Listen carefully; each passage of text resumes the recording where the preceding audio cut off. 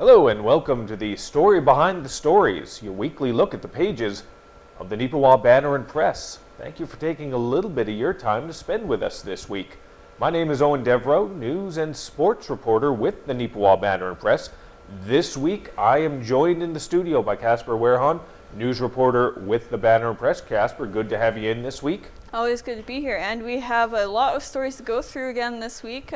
Lots of different things happening in and around the community. That's right, Casper, and you picked a good week to be on this show. Last week, if you watched, everybody knows I coasted through last week, didn't get much anything accomplished, but this week, this week's paper is not only just I actually wrote some things, but it is jam-packed with some very interesting news and significant news, especially right on the front page. This week's edition, we can tell you that a new police station is on its way to the town of Neepawa. This is a major announcement, a $5 million investment. You'll be able to see on the front page several dignitaries from the RCMP and from the town of Neepawa were there for a groundbreaking ceremony on Tuesday.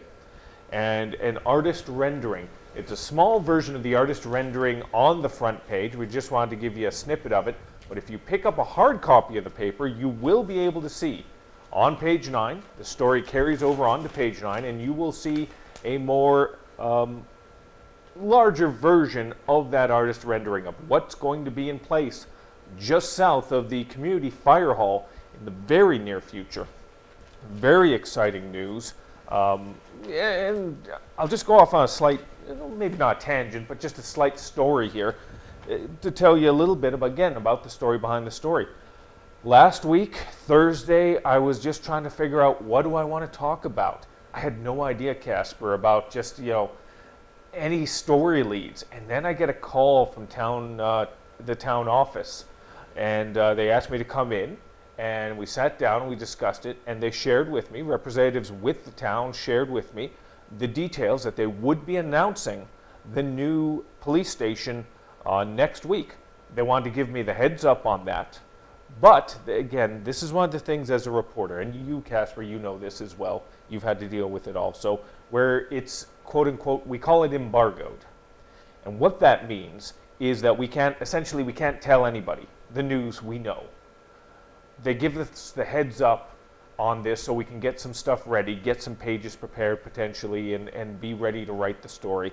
But we can't tell anyone. And over the weekend, I had an Easter dinner with housemates, and I just couldn't share any of that information. We were talking about the upcoming town budgets, like, I wonder if there's going to be anything in there. So I was hemming and hawing. It's like, I don't know. Maybe there's something in there. I don't know. I was just playing the fool. It came very naturally, quite honestly. But I'm very glad that this announcement was made, and I'm very glad that we were finally able to. In fact, Casper, as soon as I came back from the meeting, what happened in the back there? We pretty much had our own little secret meeting there. We Yep. were all kind of huddled together pretty much, and it's just like, hey, this is going down. Yep. Don't tell anybody. Yep. Only we can know. Yep. And again, I came in, I Casper and Kira aside and said, all right, this is embargoed. So if I'm at the co-op and I run into your mom at the co-op, and she mentions, oh, that's big news, I'll know who to chase it back to. That was alternately if we see Jack at Giant Tiger and she mentions something, then Yep. we know it was him. Exactly. But no, it was wonderful that we were finally able to share the story with you. Very exciting news. What is your takeaway from that, though, Casper? Let's get your perspective. Well, it's been a long haul for the town of Neepawa here, according to the story that you did here. It's been in the works for really over 20 years, so it's Yep. been a very long process for the town. But as well, it should hopefully be of some benefit in a few different ways. Of course, there'll obviously be more workspace for the people who work at the station, but as well with the town paying initially for the development, the RCMP will actually be reimbursing that with interest. So there will be a little bit of money coming in from this, so mutually beneficial, I guess you could say. That's right, a very good point there. For those of you that don't know the technicals of the financials, the town of Neepawa went into it, and it's all sort of technical jargon, but essentially, a build like this, normally the federal government or the RCMP would put the money up, but this time the town of Neepawa is putting up the money. And the reason they're doing that, first off, is so that it gets done now. If the feds or the RCMP do it, we're going to be put on a waiting list of when it's going to be done. Because there might be a new building in Red Deer going up, there might be a new building in Lloydminster going up, and we're not on the top of the queue. But if we do it, the money's here, we can do it right now. We can start this, hopefully, as soon as the budget is approved, we'll be able to roll on this. And as Casper shared as well, that also means that we're going to get that money back from the RCMP with interest, agreed upon interest. So in a weird, strange sort of way, we're making money on this, as amazing as that sounds. And of course, leasing it to the RCMP. So there's going to be a few bucks coming back. We're going to be spending now, yes, of course, but over the next 10, 20 years, we're going to be getting some of that, we're going to be getting that money back, which is good to see. And we're going to have a building that's going to be able to serve not just Neepawa, but the entire community. You can find that story. You can get the technical details on that. It starts on page 1 and continues on to page 9 in this week's edition of the Banner and Press. Big news, exciting news for the community. All right, let's shift over to some of the editorial pieces that we have in this week's paper. Ken Waddell, as always, has opinions, and he shares them with you each and every week, whether you agree with them or whether you don't. This one this week, again, he talks about COVID, some of the things we've learned from this, and he takes some stabs, quite honestly. My biggest takeaway, Casper, from this was he took a few stabs at the dailies, specifically the Winnipeg Free Press and the Brandon Sun. He doesn't like the way they've been shaping the narrative on the distribution of vaccines and the Pallister government's handling of this. Some of that is fair. I agree with him on some of that, but some of that is still falling on the Pallister government. And again, that's what opinions are. His perspective is slightly different from mine. I agree with a portion of it, but I don't agree with all of it. But that's what these things are all about. Well, let me get your take on that. First off, the newspaper perspective. His take on the Free Press and the Brandon Sun. What did you think about that? Well, I think just overall there is a lot that I did disagree with, or just had an issue with in general, in the column. I know the way he worded it in the office there. I think it was in reference to like the way they put the headlines or something. Yeah. I did agree with that. The way he has it in the column, I don't agree with. I don't really know how to explain it. It's not painting the entire picture, maybe? Is that? And partially, yes. Yeah. Yes, that is certainly part of it. But yeah, it can happen in weeklies too, but I haven't really seen it, but I'm not really looking for it because when I'm away from the job, I'm just like, I don't want to deal with any news right now. But there is a lot of misleading headlines out there, and I know that dailies can be really bad for that. So that is something I would like to see less of. And that's the thing. If you've been paying attention to our paper as of late, we have been having a little more fun with our headlines, and that's okay. You want to have a catchy headline. You want to have a grabby headline that takes your attention and sort of holds it. And dailies have to do that on a consistent basis, but sometimes some of the integrity of the story does get skewed on that. But in terms of their takes on Pallister, as Casper said, Casper disagrees with some of that, and I agree to a degree. So I'm just a little wishy-washy on it. Part of it, I think Ken is spot on there, but some of it, the Pallister government still has not done a satisfactory job in distribution from my perspective on that. But that's the thing, that's my perspective. I could be completely wrong on that. Ken could be completely wrong on that. That's what an editorial, that's what an op-ed is all about, is sharing our opinions and maybe getting some perspective, because we want to hear your perspective on that. If you think Ken is wrong on that, we'd love to get a letter from you. if you think he's right on this. We would still love to get a letter from you, because usually letters, and Casper, you know this, the letters we usually get are the 1% of people who just totally disagree with that, while 99% might agree with it, or might not care. But if you do care, one way or the other, we want to hear from you, definitely. And we'll give you that information at the end of this, and hopefully you'll take it to heart. All right, every month I get to write a little bit of an editorial myself, and this week's edition is one of those editorials. And I'll be honest with you, my heart wasn't in it that much. This time out, I had some trouble sort of coming up with what I wanted to talk about. And it sort of shines through to a degree in the editorial. I talk about the potential of a federal election, and oh my God, especially for the spring, I don't want one. Now's not the time for one. But a lot of the political pundits, the experts, the so-called experts, seem to believe that it will occur. A lot of them made their perspectives known, though, before the lockdown in Ontario. So the 4-week COVID lockdown in Ontario might go a long way to sort of turning a spring election into a fall election, which I don't mind. It's unfortunate that a lot of people in Ontario have to deal with the situation they're dealing with for that to happen. And I hope, and I do sincerely hope, that the Trudeau government will not call an election after the budget. Federal budget will be coming down April 19th, and I fear that this is going to be they're going to have little baubles in there that are going to skew the opposition. They're going to tick off the opposition that they're not going to agree with. I think this budget's going to be built to fail, in my estimation. It's going to be so big, so grand. Everybody gets a pony. Everybody gets a Cadillac. That type of thing. And it's going to be so pie in the sky. I think the opposition will probably say, we can't do that. We got too much debt, and that's going to cause a snap election. I hope I'm wrong, Casper, but I guess we'll find out in a couple weeks. I guess so, yeah. What do you think about the potential of a spring election? I'm in the same boat. I don't want to deal with it right now. I really don't. I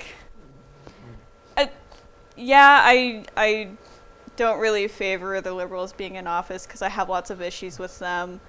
I've think I've gone into it a little bit at least before in previous episodes, but it's just, it's something I don't want to deal with right now. I'm very tired. I don't want to have to deal with a federal election right now, especially with COVID going on. It's a lot. So, I mean, hopefully if it does happen in the fall, there'll have been a significant amount of vaccine rollout. With how vaccine rollout is going right now, I don't know if that will be the case, but fingers crossed that at least somewhere down towards my age group can get vaccinated soon. Yeah. But just really short of it is just I don't want to deal with it. And that's the thing as well, when it comes to, under normal circumstances, Casper, a minority government in Canada usually lasts 2.5 years. We're at the 2-year mark right now for a minority government. So if the averages of history tell us anything, it's going to be happening sooner rather than later. But these other circumstances of the distribution, as you said, of vaccines, and the slow distribution, not just in Manitoba, but all across Canada.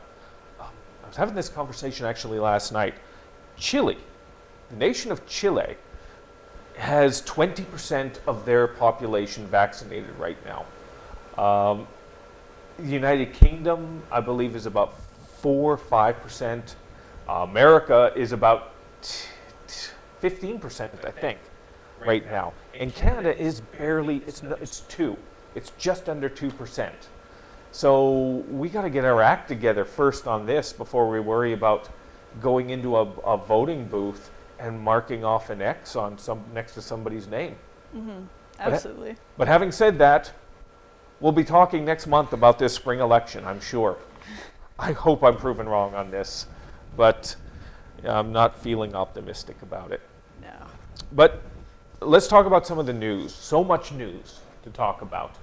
Not just the police station, but an incident of note recently that happened near Carberry, a massive brush fire. Thank goodness it didn't get more serious. A bunch of people had to be evacuated, though, for a period of time. There was reports early on that a house was completely destroyed. That's not the case. It was a shed garage area that was singed a little bit. Fortunately, the house wasn't damaged. Nobody was injured, but it was a big fire. I mean, a lot of departments had to be called in from around Carberry to assist on that. But with the way the weather is right now, it's so dry, isn't it, Casper? Absolutely. It's been bone dry since everything has sort of melted away. You know, anytime the wind blows, you have a whole ton of dust just blowing in your face. We have no moisture really whatsoever, and we really need a good rain to sort of wet things down a bit, get away the dust, and of course help prevent any further fires. But yeah, it was really bad. Like, of course, I didn't see the actual site of the fire, but I think it was last Friday, going home at the end of the day, and you could just like smell the smoke. Like, it wasn't too terrible here in Neepawa, but you could definitely tell it was there. So on my way home, I was just like, what's going on? Like, we have a burn ban on. Is everything okay? I know it's really dry. Did something happen? And then sure enough, we found about this Carberry fire. And again, I spoke to somebody who has a business that faces south. And they said they looked out the main window and it was like there was giant plumes of smoke there when the fire was occurring, and you could see them from here. It's like, oh wow, that's pretty darn impressive, pretty darn scary, but pretty darn impressive as well. If you'd like the latest update on that, we do have the story all written up on page 7. So hopefully you'll get an update on that and see how things are going there. We got a story next from Kira Patterson. Had an opportunity to shine a spotlight on a young person who is being recognized for some of the work that they're doing down at the University of Manitoba. Yes. And I do apologize to the family if I mispronounce the name. It's not intentional. Eva Kwok, or maybe Walk, maybe the K is silent. I do apologize, as I said. A former Neepawa resident who received the IIP Student of the Year Award from the U of M's Faculty of Engineering. Very impressive. I mean, this is one of the awards from the article I read. It's a very prestigious award for them, and the engineering program at the U of M, from what I've heard, is one of the top tiers in all of Canada. Which again, I mean, just piles on the accolades. Congratulations on that. Absolutely. Congratulations, Eva. Should definitely be very proud of that. And as well, she was presented with a $1,000 cash prize. So put that to some savings or something in the future there. And readers, be sure to check out the full story. It's a great interview there with Eva Kwok. So be sure to read that and see what she has to say. Unfortunately, it's a case of I can't do this story justice. Kira did a very good job of sort of putting it together. And even although we read the stories to sort of check them for spelling errors and whatnot, I'm getting a little older up there. I don't retain as much as I used to. So I would do the story a bit of a disservice if I tried to explain it to you right now. And that's why you need to pick up a copy of this week's edition of the Banner Press and find out about local person doing good. We always love to share those variety of stories, and very much want to be able to share this one with you. That's on page 2 of this week's paper. Just over on page 3 on our travel and entertainment, we have the update from the Neepawa Ag Expo. Their auction for the second year in a row. They held a live auction right here in the studio at NAC TV. The money raised, a large portion of it goes to the Neepawa Junior A Hockey Club because it is organized by members and former board members of the club as a fundraising event for the hockey team. What's great though, Casper, is 10% of it goes to another organization in Neepawa. And this year, they chose the Neepawa Curling Club because they need some renovations over at the curling club building. And they did very well. Around just under $23,000 was brought in from the entire night. That's pretty impressive, I think.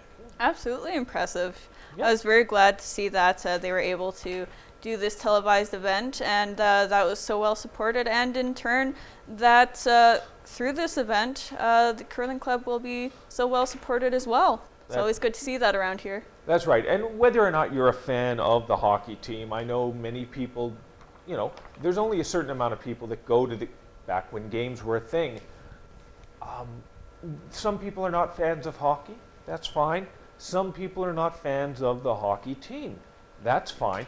But remember, even if you're not a fan of hockey or the hockey team, this hockey team does some good things in the community. And this is an example of it. Fortunately, that means some much needed money is going to be going to a curling club. They've done other organizations last year. I talked to Matt Lowry on this, and they said they're looking at the long-term plan. Due to COVID-19, they can't do the sort of exhibition at the Yellowhead Hall like they had the first few years of this event. Hopefully this time next year, they'll have a tough decision to make where it's like, do we just do the live auction as we have been doing it, or do we go back to the Yellowhead Hall and have that exhibition? Because the Ag Expo was originally put together for ag producers in the region to be able to get valuable information from the source. A lot of businesses and groups, ag-related groups, would go down to the Yellowhead Hall, and there'd be that face-to-face. We can't do that right now, so hopefully next year we'll be talking about that. Or maybe we'll still be talking about the auction. Either way, it's been doing a little bit of good for our community, and I'm very pleased to be able to talk about it. And I'm sure in the very near future we'll be talking about the hockey team again in terms of announcing their new name. The season is officially over no matter what happens now, and they're going to be announcing their name sometime in the spring or the summer. That's going to be a big story, I'm sure, and we're all going to, hopefully, if you weren't a fan of the Neepawa Natives hockey team, maybe you'll be a fan of the Neepawa something or others, whatever they may be. Ken Waddell's and Ken Pearson have been very good at keeping this close to the vest. I have no idea, quite honestly. Like, unlike the police station, which was embargoed and I had to play dumb, this is just genuine dumb right now. I have no idea what the name of the team is. I have no idea what the logo is. They've been very good about hiding that information. And again, Casper, I mean, we hear some stuff in the background. Have you heard anything whatsoever? Absolutely not. Yep. Nothing whatsoever. I know way back when we have seen, of course, the team was doing some polls, and there was a little printout over at the printer there of a potential design and name, but nothing official. And it's sort of stayed that way. They've had some meetings and whatnot, but we haven't heard anything whatsoever. Nobody in the office knows except for Ken Waddell. Actually, and not even Ken Waddell, because he's not the one making that decision. That is true, yes. There is representatives of the board are making the decision, and Ken's not actually on that board proper. He's just sort of, in a way, he's sort of same situation we are. I mean, in a couple, a day or two, somebody will come up to him, all right, we're going to go with this name now. It's like, all right, okay. All right, we'll roll with it now. So, but in the spring and summer, from what I've heard from my sources, the official name will be done. Depending on COVID-19 restrictions, they might turn it into a big event, as big as they can under the restrictions, or maybe it'll just be something live here on NAC TV. I guess we'll find out. Hopefully you will stay tuned to find out as well. The half hour seems to be flying by so quickly right now. We got a couple things to talk about still. Kira Patterson and Christine Waddell recently were down at a cattle auction that occurred here in Neepawa, the Ag Complex. And they were able to get in as many people as they could. There was social distancing there, but they were also taking care of a lot of this over the phone. It was great to see that sort of mix of the two, wasn't it, Casper? Absolutely. You know, you got to do what you can in these times to stay safe. And, you know, of course, this is a business, so keep doing your business as safely as possible. And, you know, this group certainly made it happen. There was a good mix there of in-person attendees and online buyers through phone and I think just internet there. And there was like over 60 yearling and 2-year-old purebred Angus bulls up there for sale. So there was a lot to go through. And they went for some pretty good prices, it looks like. We've got a few different photos there, one of some of the bulls and a bit of the audience, what the setup looked like. So definitely check those out on that page. And as well, even though it wasn't on the list, I will shout this out really quick. We have a history piece on that back page featuring the building of the Dundee block with a little snippet of history, so be sure to check that out as well. That's right, both of those are on page 20. And I made the comment in the background as I saw the picture, just the brickwork, just along the top there. They don't do it like that anymore.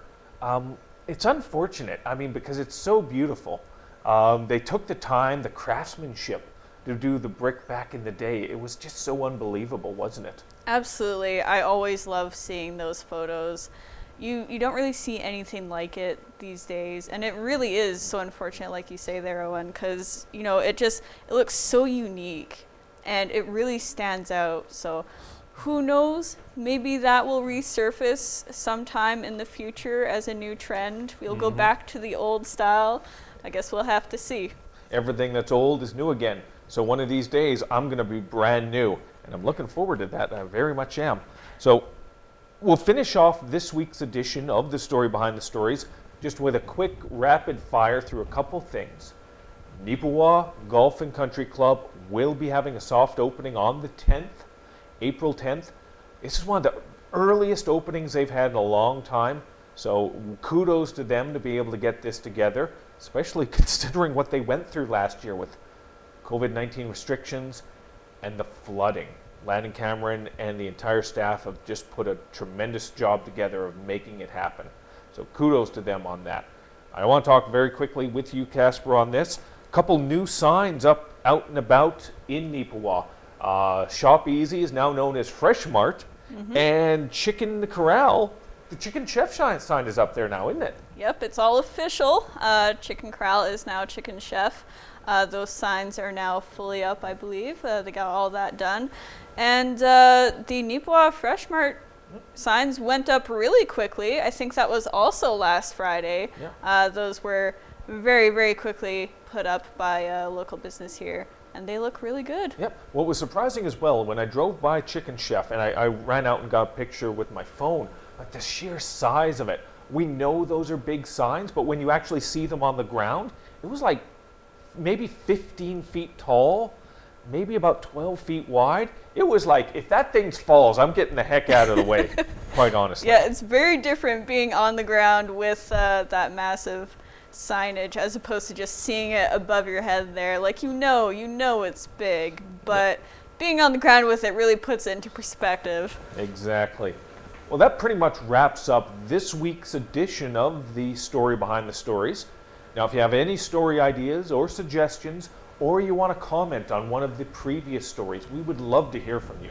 You can contact us at 476-3401, or you can send us emails at news@neepawabanner.com, or sports-related things at sports@neepawabanner.com. If you have any advertising you'd like to do, we would love to work with you. Contact us at ads@neepawabanner.com or creative@neepawabanner.com. We love to hear from you, even if you disagree with us.